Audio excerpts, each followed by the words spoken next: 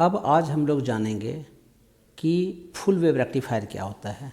तो देखो, रेक्टिफायर किसको कहते हैं? Rectifier is a device which convert AC into the DC. और रेक्टिफायर टू टाइप्स के होते हैं।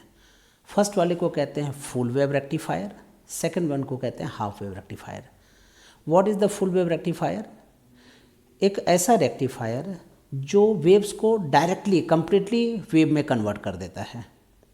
जैसे यहाँ पे देखिए, आपके पास एक एसी सोर्स है, यहाँ पे ये प्राइमरी कॉइल है और यहाँ पे सेकेंडरी कॉइल है P1, P2 and S1, S2।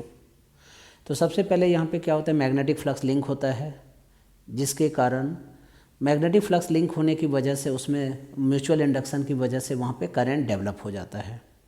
अब करंट देखो दो आर्म में फ्लो करेगा, एक ऊपर वाले आर्म में और एक दूसरा डाउन वाले आर्म में। ऊपर में भी देखो एक डायोड लगा हुआ है, नीचे भी एक डायोड लगा हुआ है। अब ऊपर वाले के लिए देखिए, जैसे उसमें करंट पास आ रहा है तो वो फॉरवर्ड बायस हो जाएगा।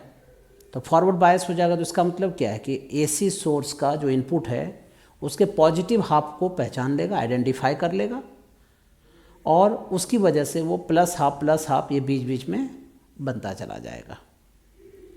लेकिन देखिए, ये जो पॉजिटिव है, पॉजिटिव वाले साइकिल को ही ये पहचान रहा है।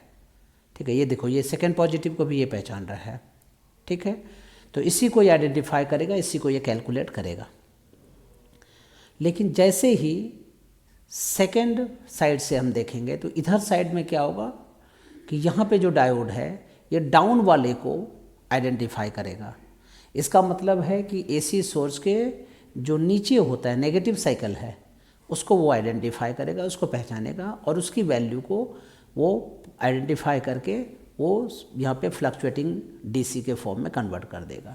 तो इसका मतलब ऊपर वाला जो है पॉजिटिव हाफ साइकिल को, नीचे वाला नेगेटिव हाफ साइकिल को पहचान के दोनों की करंट को, दोनों को कैलकुलेट करके वो एक डीसी सोर्स देगा जो फ्लक्चुएटिंग डीसी होगा।